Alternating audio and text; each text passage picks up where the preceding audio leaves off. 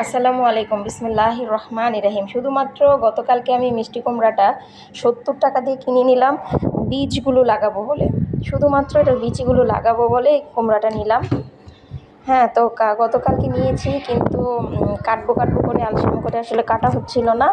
আলসামু যেরকম অনেকটা, আবার হচ্ছে আমার আমি বিকেলবেলা কিছু স্টুডেন্ট পড়াই, তো ওদের পড়ানো ছিল বিকেলবেলার দিকে, এজন্য কাটতে পারিনি। তো এখন কেটে নিচ্ছি। হ্যাঁ জুনায়েদ, বলো কি বলতে চাচ্ছো? ইব্রাহিম, মানে এই রসগুলো কিভাবে বেরোচ্ছে?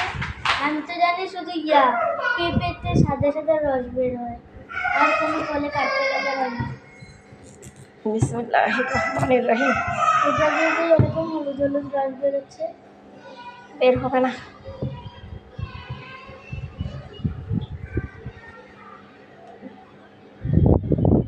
এই ছুরিটা মাশাআল্লাহ যথেষ্ট মোটা আর ভারী, সেজন্য এবং ধারালো, সেজন্য আমি কুমড়াটা কাটতে পারছি। বটির মতো ধারালো। বটি হলে আমি জীবনে ওই কুমড়োটা কাটতে পারতাম না। ওরে বাবা রে বাবা, বটিতেও এত ধার নাই। বটিতে ধার, কিন্তু এটা শক্তিতে কাভার করতে পারতাম না আমি। শক্তিটা বড় কথা ছিল। এটা তো আমি এখানে চাপা দিতে পারতেছি, কিন্তু বটি হলে তো এভাবে চাপ দিতে পারতাম না। বিসমিল্লাহ আল্লাহ, শুধুমাত্র বিচিগুলোর জন্য কুমড়াটা কিনলাম, জানি না। আচ্ছা আলহামদুলিল্লাহ, আলহামদুলিল্লাহ মাশাআল্লাহ। আমি আসলে যে কোনো জিনিস কিনি বিশ্বাসের উপর। দোকানদার ছেলেটা আমাকে বলছিল আন্টি কেটে দিব, আমি বলছি না, কেটে দিতে হবে না, আল্লাহ ভরসা। আলহামদুলিল্লাহ, বিশ্বাস করে এনে ঠকি নাই।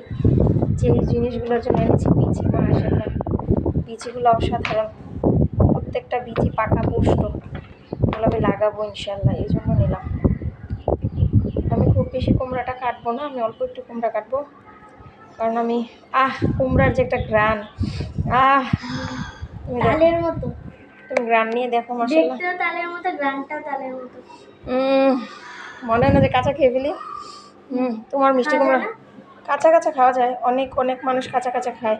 এই যে গ্রানটার জন্য, কাঁচা পেঁপে যেরকম আমরা খাই, এই যে আরেকটা বিচি আছে আছে, আমরা যেরকম কাঁচা পেঁপে খাই, পাকা পেঁপে খাই, ওটার জন্য কি রান্না করতে হয়? না। তো এরকমই তো, এটা খাওয়া যায়। মাশাআল্লাহ কি গ্রান, ও আল্লাহ কি গ্রান, এত মিষ্টি গ্রান। আমার কাঁচা খাইতে ইচ্ছে করতেছে। যদি আমি কখনো পাকা পেঁপে খাইনি, সরি মানে মিষ্টি কুমড়া অনেকেই কাঁচা খায়, কিন্তু আমি তো খাইনি, এই জন্য পারবো না এখন খাইতে, মানে কখনো খাইনি যেহেতু, সেজন্য অভ্যাসটা নেই। এখন মিষ্টি কুমড়াটা কাটতেছি, আমার অর্ধেক খাওয়া হয়ে যাচ্ছে। দেখো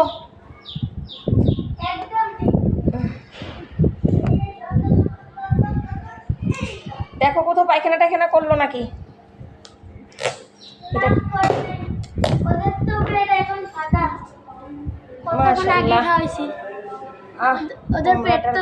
বলবো এটা গ্রামটা যে আমার কি ভালো লাগতেছে, মাশাআল্লাহ। 68 টাকা লেখা আছে।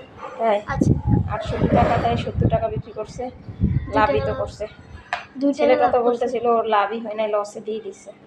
আচ্ছা যাই হোক, আমি এখন কুমড়াটা আমার থাকবে, আমি বিচিগুলো কুমড়াটা এসে রান্না করবো ইনশাল্লাহ। সেই রান্নার রেসিপি আপনাদের সঙ্গে শেয়ার করবো ইনশাল্লাহ।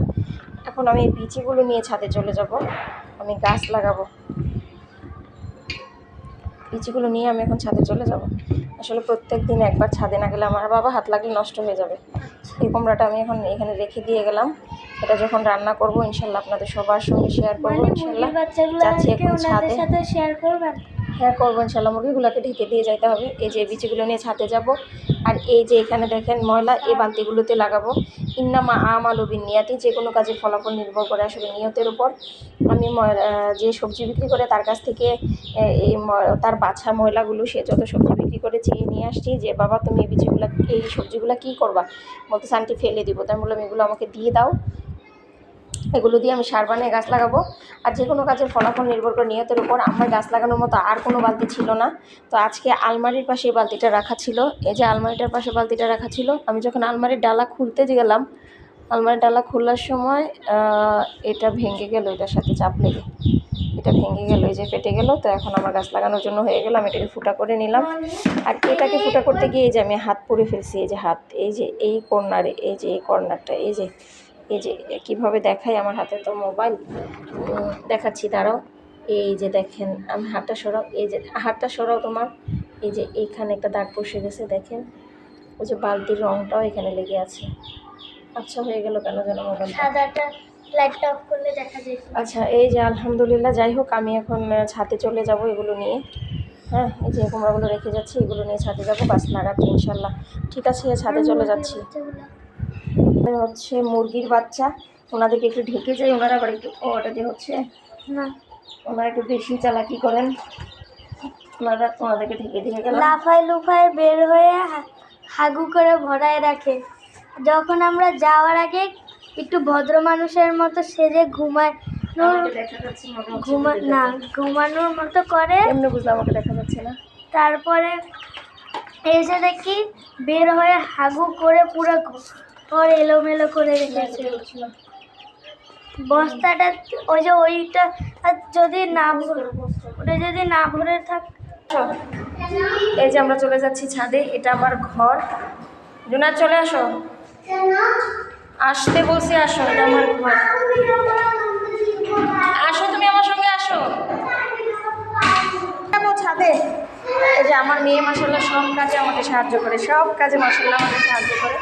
এই যে আমার বালতিটা নিয়ে আমার মেয়ে চলে যাচ্ছে আল্লাহর রহমতে। হ্যাঁ বলেন আল্লাহু আকবার, আল্লাহু আকবার, আল্লাহু আকবার, আল্লাহু আকবার, আল্লাহু আকবার। এই যে ছাদে চলে আসলাম, চাবিটা দাও। মাশাআল্লাহ, কোনটা ছাদের চাবি তুমি চিনো? হ্যাঁ তুমি ছাদের চাবি চিনো? মাশাআল্লাহ, আল্লাহু আকবার। আমার বড় ছেলে আমাকে সাহায্য করতেছে, আল্লাহু আকবার। সরো, চই করো না। এই যে আমার মেয়ে মাশাআল্লাহ, এই দাঁড়াও, আস্তে আস্তে আস্তে, বিসমিল্লাহ বলে পা দাও। এই যে সবাই ছাদে চলে আসছে। এই বাবা বাবা, দাঁড়াও দাঁড়াও দাঁড়াও, এই ওই বাবুটা কান্না, আপু না না না না আপু না না না, এই একটা বাবু কান্না করতেছে, ওকে খুলে নিছি, ও ব্যথা পাইছে। এখন আমার মেয়ে হিংসায় বলতেছে মা আমিও ব্যথা পাইছি। ফাইনালি আমরা ছাদে চলে এসেছি আলহামদুলিল্লাহ।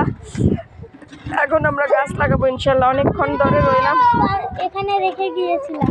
আচ্ছা অনেকক্ষণ রইলাম। আচ্ছা আল্লাহ হাফেজ।